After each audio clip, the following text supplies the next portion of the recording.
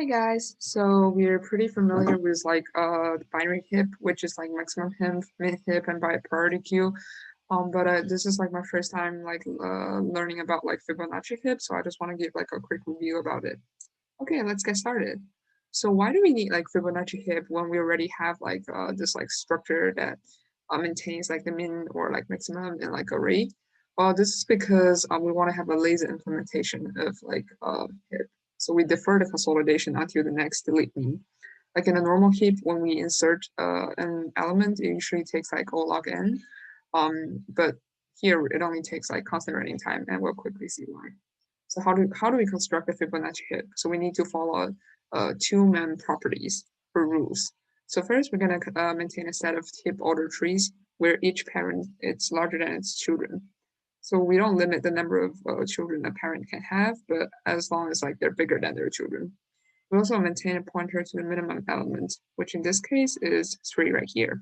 And this in the heap H is an example of a Fibonacci heap. So how do we insert it?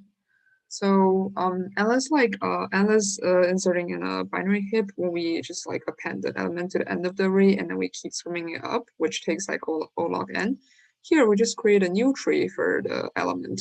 Like for 21, instead of putting it into like one of those like trees that already existed, we just put it we just add it to the root list and update the min pointer. Like here, 21 is larger than 3, so we just, like keep the pointer pointing at 3. But if this element is like smaller than 3, we need to point at this specific element. So yeah, we just add it to the root list and update the min pointer. And this is just gonna be O1. So is like Fibonacci heap just a perfect algorithm, like a perfect data structure? No, because we're gonna spend some time when we delete the min. Like the reason why we do like this Fibonacci heap essentially is because we want to get the min out of the heap, right? So when we delete the min, some work needs to be done. So the first step is that we're gonna delete the min and mount its children into the root list. Like the tree has like 1841 as like subtrees of like the big tree. So we add these two trees and also 52 into the root list, and then we search through the root list and update the min pointer, which is like 7 in this case.